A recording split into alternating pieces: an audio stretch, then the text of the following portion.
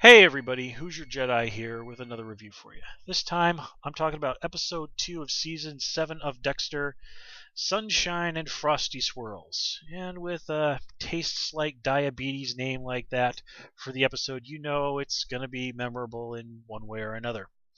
But anyway, the fallout of Dexter being revealed as a serial killer to Deb continues.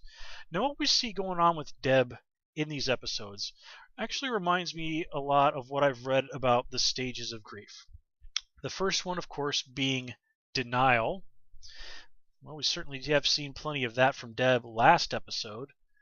The next stage is anger. Dexter got popped in the mouth, so I think we could safely say that Deb has experienced that stage. Yeah, not that it isn't still ongoing, but anyway. And now, for the most part, we're at stage number 3, which is bargaining. Deb is trying to fix Dexter. She's trying to come up with some way that this can be reasonably accommodated. And well, let's face it, there is really no reasonable accommodation to my brother is a serial killer. But still, Deb is trying to go for that. And it is an interesting interplay with what they're doing here. We are once again presented with the question of, could Dexter have possibly been cured of this? Was Harry right to raise Dexter the way he did? Was he right in just assuming that Dexter was broken and that nothing could be done to help him?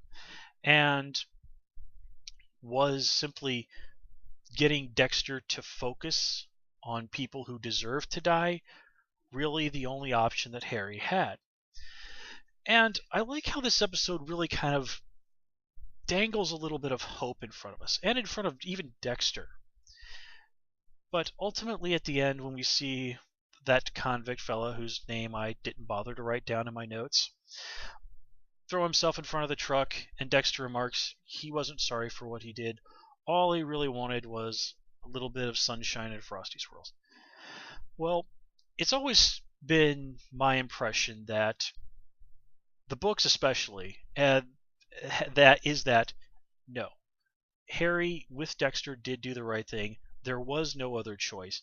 If Dexter did not have the code of Harry, then Brian is what he would have become. And I think the show's always been very strongly in keeping with that as well.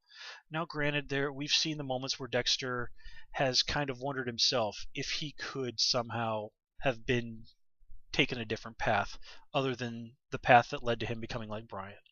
We've seen him sort of wonder if there was ever a possibility that he could be normal. But whatever you might think about people who are emotionally damaged in the way that Dexter was in the real world, in the world in which Dexter inhabits, people like that are simply broken and cannot be redeemed. This is something I think we've seen time and time again, that there is, for lack of a better term, a point of no return for some people. Now, exactly where that is varies. I mean, look at Brother Sam. He makes it very clear last season that he really could have ended up like Dexter, that he had done numerous bad things.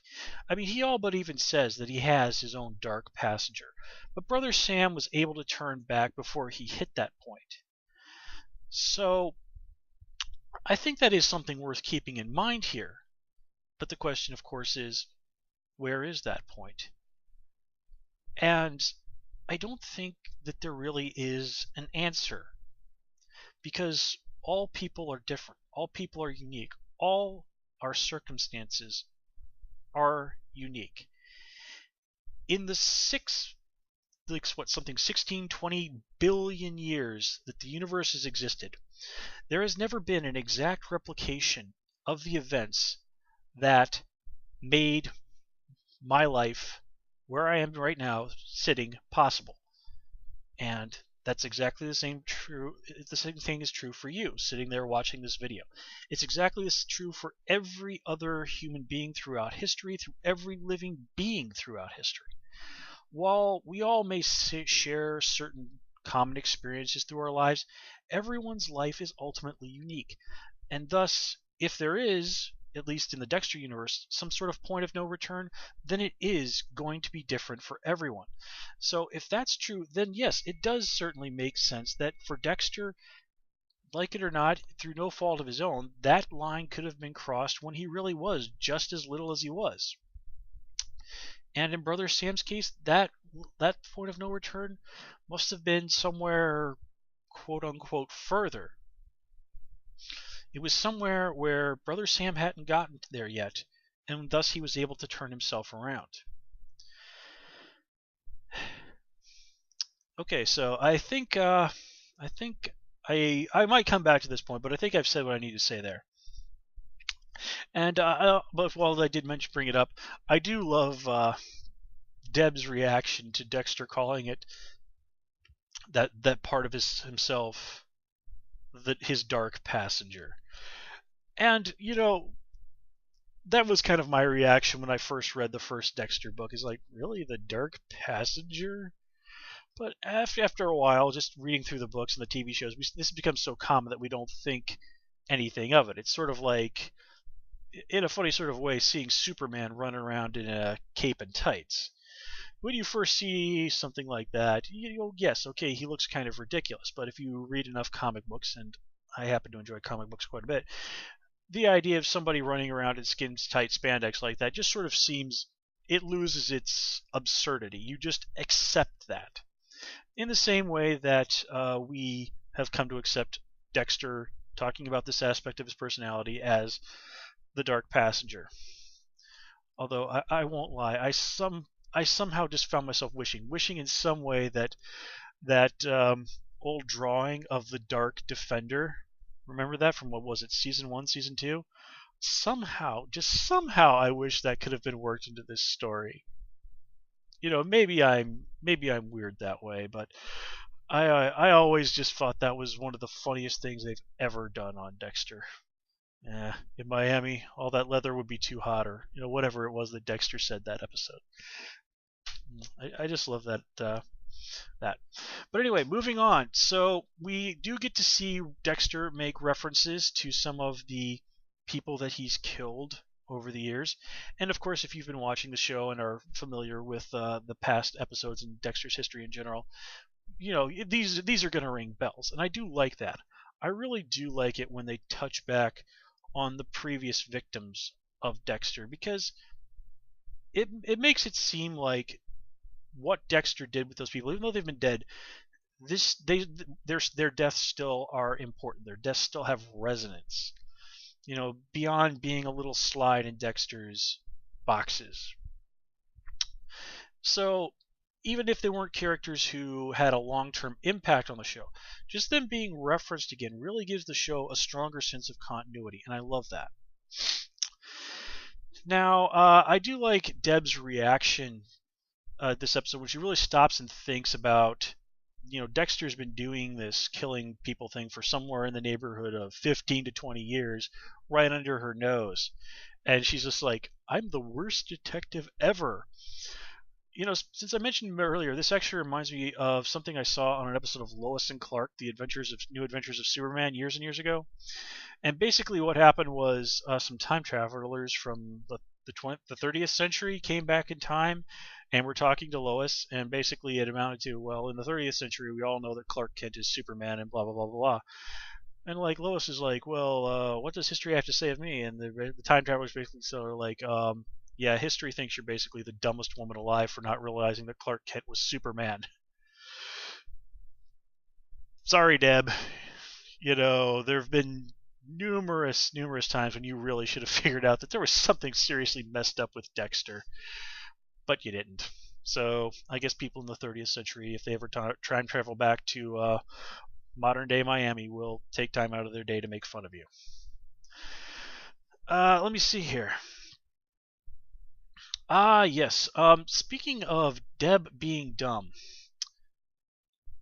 can you believe that there is actually a scene where Deb goes to her office and looks up serial killers on her computer and is reading about how serial killers find killing to be addictive? Okay. Correct me if I'm wrong. Deb's ex-boyfriend, FBI guy, very, very proficient in tracking down serial killers. In fact, he may have dedicated more than a few hours of his life to tracking down a fella by the name of the Trinity Killer. I mean, is this ringing any bells? Or are we forgetting about all the previous cases in which there was a serial killer loose in Miami, and Miami Metros was constantly getting hassled to take down the serial killer? You know, the ice truck killer, the doomsday killer. I mean, seriously, we're acting like Deb does not know a damn thing about serial killers here, and this is just stupid. I mean, seriously, this is an incredible disservice to Deborah as a character, and frankly, as a member of the audience, I feel like, are you seriously kidding me? This is so dumb. I can't believe you think this scene was actually necessary. I really hate it when shows talk down to me like that. Look, I'm not exactly a rocket scientist. Well, I'm definitely not a rocket scientist, but I don't consider myself a stupid person in any way, shape, or form. I consider myself to be a reasonably intelligent guy. And you know one thing that I am aware of? Serial killers tend to like killing. They are, you could almost say, in a way, addicted to it. Yeah. And, you know what? I didn't even need True TV to tell me that. But anyway, let's move on to some more of what's going on in this episode.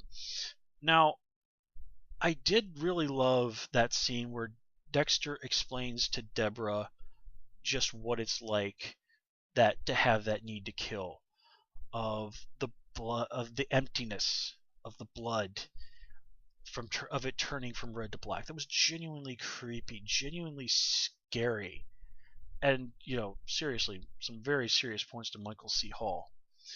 Although and forgive me if you're not one of my more geeky viewers for constantly going off on tangents like this, but that bit where Dexter started talking about the blood turning from red to black, there was just a little part of me that expected him to go, "My blood is black." And if you're a fan of Soul Eater, you will understand what I'm talking about. If not, please pardon me for that completely incomprehensible tangent. But anyway, let's move on and talk about another aspect of this episode that I thought was frankly kind of dumb. Alright, so the feds and the Miami Metro guys are out there with the killer dude poking around where he says the bodies were.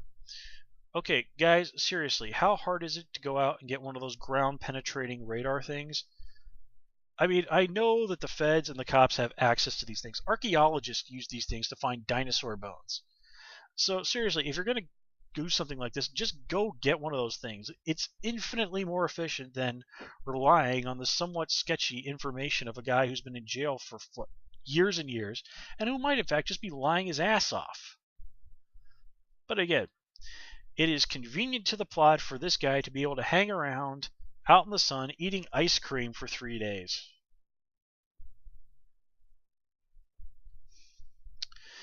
You ever get the feeling that people in the real world, as stupid as they are infinitely more intelligent than people in TV worlds?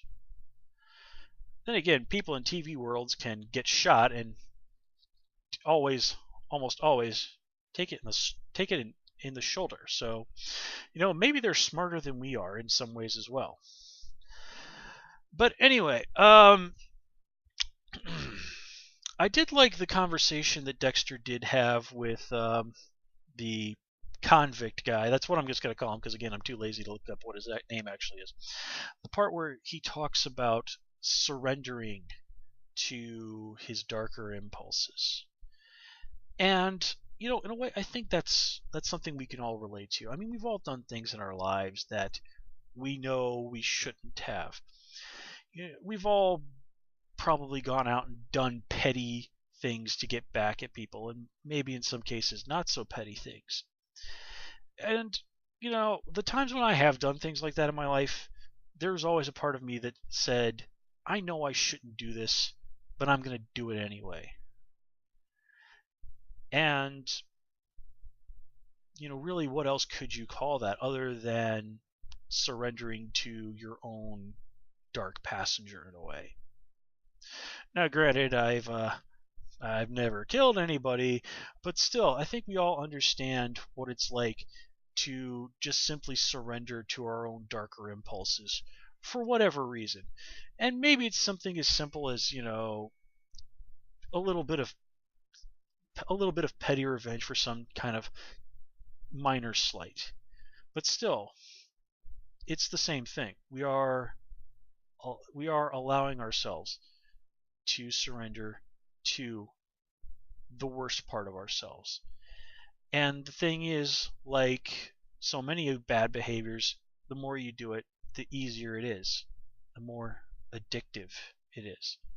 I've even seen people refer to, say, if you're angry, punching a wall. Well, some people will go out and tell you, it's healthy to do that. But I've seen it pointed out that, well, no, it's not healthy to do that, because what happens if you're in a situation where you can't punch a wall? Well, what's to stop you from eventually escalating to the point where you punch a person? And it's basically that anything that feels good is potentially addictive. And for whatever reason, it always seems to be especially true in the cases where it's a bad behavior rather than a good behavior. But, okay, enough of that. Let me see here. Let's briefly talk about Quinn. Okay, first of all, Quinn, freaking comb your hair, dude. Seriously, you're not Leonardo DiCaprio. You cannot get away with that, oh, I just woke up. In fact, it makes it look like you're still like the raging, worthless alcoholic you were for quite a while in the last season. And, I'm really genuinely curious as to whether or not Quinn is actually going to pay Nadia's transmission repair bill. Because if he is, he looks like a serious chump to me. I mean, seriously, dude, when she said that, you could have just said, no. I'll give you a ride home from work the next couple of days, but no way am I paying your transmission repair bill. You're not that hot. And while the lady playing Nadia is in fact quite attractive, if you've ever looked at a potential transmission repair bill, yeah, that's an absolute nightmare. Oh boy. But anyway, let's see. Let's move along and talk about Lewis. Dear God, am I starting to really dislike Lewis.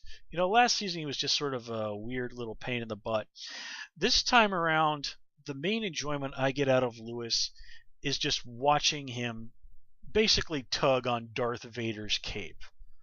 This is the episode where Lewis finally starts to get a little bit of a taste of just what is going to happen if he messes with Dexter. And the really hilarious thing about it all is he just doesn't learn. Now, let's keep in mind, he knows that Dexter is willing to break into his apartment and physically assault him. And then he goes out and he continues to screw with Dexter. I mean, seriously. And this is even after he's basically reduced to a please, please, please don't hurt me. Now, he doesn't actually say that, but you can see it in his eyes.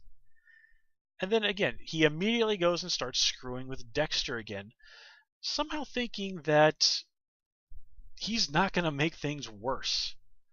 Now, I'm going to be pretty darn curious to see what happens with Lewis next episode, because as Dexter said, Lewis is probably going to wake up with a pretty good idea of how he ended up out there, which is going to tell him that once again, Dexter broke into his apartment, ambushed him, rendered him unconscious within seconds, and that he was completely at Dexter's mercy for an unknown number of hours, and that he should be extremely grateful that all Dexter did was dump him on a bench by the beach, where the worst thing that could possibly happen to him is like some homeless guy comes along and steals his shoes. And, of course, his wallet, most likely, but still. And it's interesting that the whole reason Lewis just doesn't ignore Dexter that is doing this is because of his game. He got one bad piece of feedback about his game, and he says now he can't look at it anymore. Well, geez, you have to wonder how Lewis expected to survive, video game critics. Oh, and then there's the whole thing that Lewis may have framed his innocent partner for possession of child pornography in something that actually reminds me an awful lot of something. I am reminded of a book I once read a couple of years ago called, I kid you not, Kill Your Friends, where a guy actually did essentially the same thing. And the guy also kind of murdered two people over the course of the story. It's actually quite a funny book, and if you're into Dexter, you should actually give that book a try. So it is really funny, and at the core of it, it's not a book about a serial killer.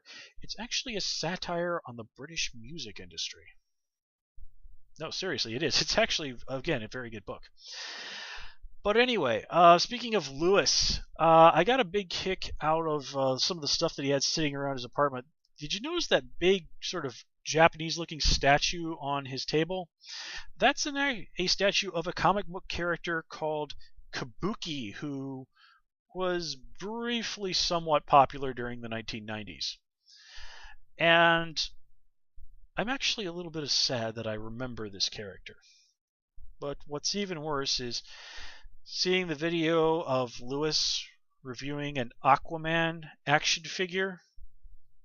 And if you're new to my reviews, you might not be aware that the majority of stuff that I review is actually superhero cartoons.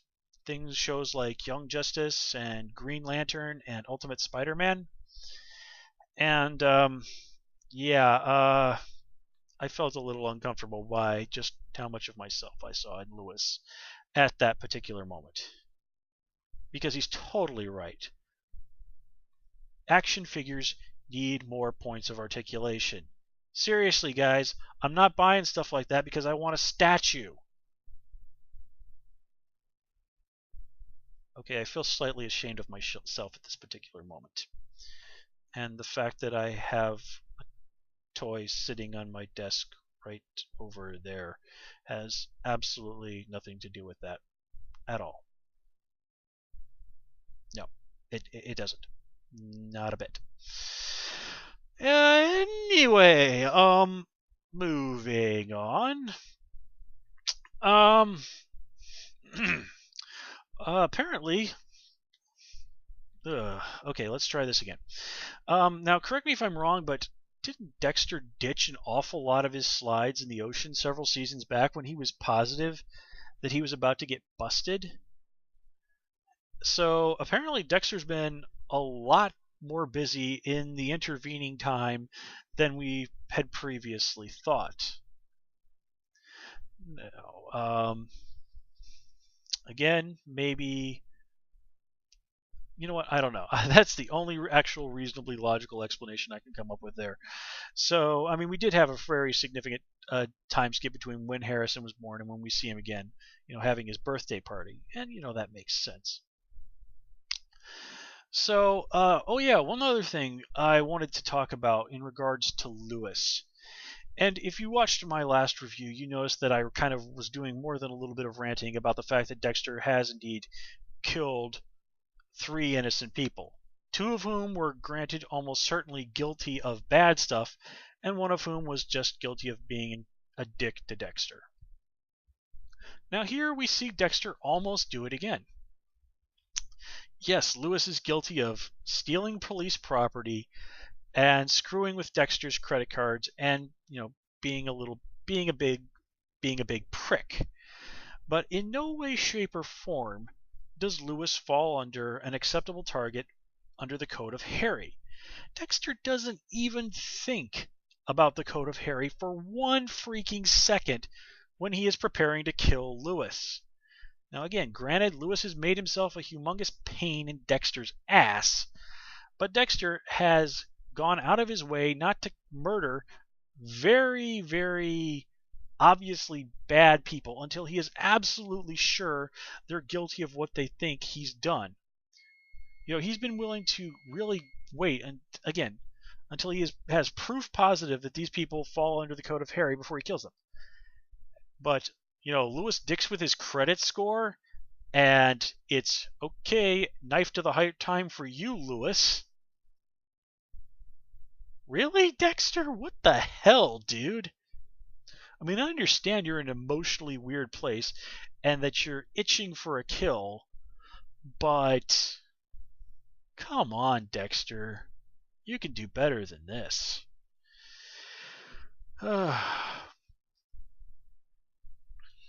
And let me see here. Let's just look at my notes real quick and see if there's anything else oh, yes. I wanted to say something briefly about Isaac. When he goes, he and his little, looks like the sort of guy who sort of looks like the skinny version of the dude from the Hitman games, go to the garage and ends up killing the bouncer. Now, I will give them credit for the bodyguard dude taking the time to wipe down the screwdriver after Isaac had jammed that in the guy's eye to get rid of the fingerprint evidence. Okay, that was smart. But did you notice that Isaac killed this guy while the garage door was open in broad daylight where any person who happened to be walking by could see him? Seriously, if you're going to be a big badass dude in the Russian/Ukrainian mafia, stabbing people to death in broad daylight where anyone can see you seems like a really freaking stupid thing to do.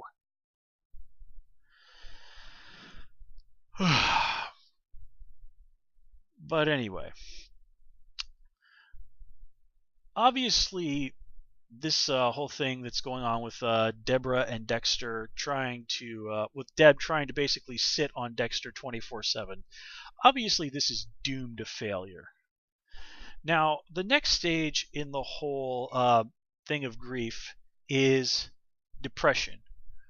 Well, it's a little bit debatable about where Deb is in on that regard. She's certainly been extraordinarily upset about this. But I think there's going to be a point where she does realize that what she's trying to do with Dexter isn't working. And that's not going to come for a while because, as this episode shows us, she actually believes she's making progress with Dexter.